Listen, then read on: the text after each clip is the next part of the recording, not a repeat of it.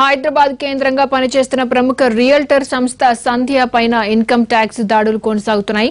ఈ కంపెనీకి సంబంధించిన 8 చోట్లు సోదాలు చేస్తున్నారు. సంస్థ ప్రతినిధి శ్రీధర్ తో పాటు అతని కుటుంబ సభ్యులకు చెందిన ఆఫీసులపైన రైడ్స్ కొనసాగుతున్నాయి. మాదాపూర్, బంజారాహిల్స్, జూబ్లీ హిల్స్ లో ఏకకాలంలో సోదాలు జరుగుతున్నాయి. పూర్తి సమాచారాన్ని మా ప్రతినిధి రమేష్ వైట్ల అందిస్తారు. హైదరాబాద్ నగరంలో ప్రముఖ రియల్టర్ ఇండ్లపైన ఐటీ రైడ్స్ కొనసాగుతున్నాయి. నిన్న రాత్రి నుంచి కూడా ఐటీ సోదాలు చేస్తుంది. మొత్తానికి 8 చోట్ల కూడా సోదాలు చేస్తున్నట్లుగా ఐటీ శాఖ అధికారుల నుంచి వస్తున్న సమాచారం. అయితే ఇప్పటివరకు చూసినట్లయితే సంధ్య రియాల్టర్ కంపెనీతో పాటు సంధ్య కన్వెన్షన్ సెంటర్తో పాటుగా సంధ్యకు సంబంధించిన కొన్ని కంపెనీలు, మొత్తం 8 కంపెనీల్లో ఈ సోదాలు నిర్వహిస్తున్నారు.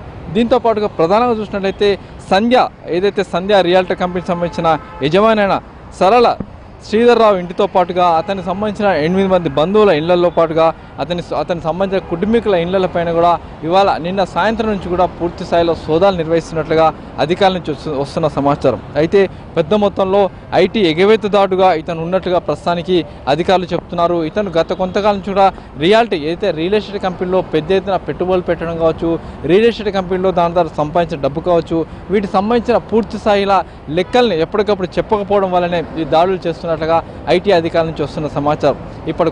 ఇప్పటికున్న సమాచారం మేరకైతే ఈ ఐటీ కంపెనీ పేరు మీద అతను ఒక బినామీగా ఉన్నాడు, కొంతమంది వ్యక్తులకు బినామీగా కొనసాగుతున్నాడు.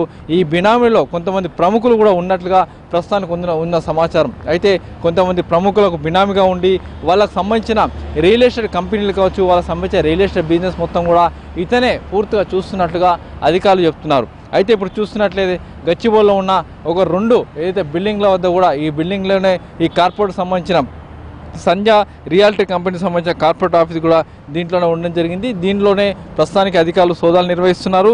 ఈ ఐటీ కంపెనీకి సంబంధించి ఏదైతే ఈ రియల్ ఎస్టేట్ కంపెనీకి సంబంధించి చూసినట్లయితే దీంట్లో ప్రధానంగా బినామీలకు సంబంధించిన పూర్తి లెక్కలు కూడా బయట తీసే పనిలో అధికారులు ఉన్నట్లుగా తెలుస్తున్నది. అయితే ఈ బినామీలు ఎవరు, ఈ బినామీలకు సంబంధించి కొంతమంది ప్రముఖులు ఉన్నారు కాబట్టి ఆ ప్రముఖులకు సంబంధించిన డాటా ఏంటి అన్న పూర్తిగా వివరాలు కూడా తెలుసుకునే ప్రయత్నం కూడా అధికారులు చేస్తున్నట్టుగా మనకున్న సమాచారం. అయితే మరోవైపు చూసినట్లయితే ప్రధానంగా శ్రీధర్రావు కొంతమంది వ్యక్తులకు బినామీగా ఉన్నాడు, కొంతమంది వ్యక్తులకు బినామీగా వ్యవహరించి పెద్ద మొత్తంలో ఆస్తులను కూడబెట్టాడు.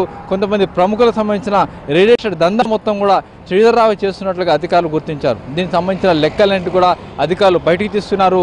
అయితే బినామీల వ్యవహారం కూడా బయటకు వచ్చే అవకాశం కనబడుతుంది. కైనా పర్సన్ జిల్లా రాయేష్తో రమేష్ ఎట్లా ఎన్టీవీ.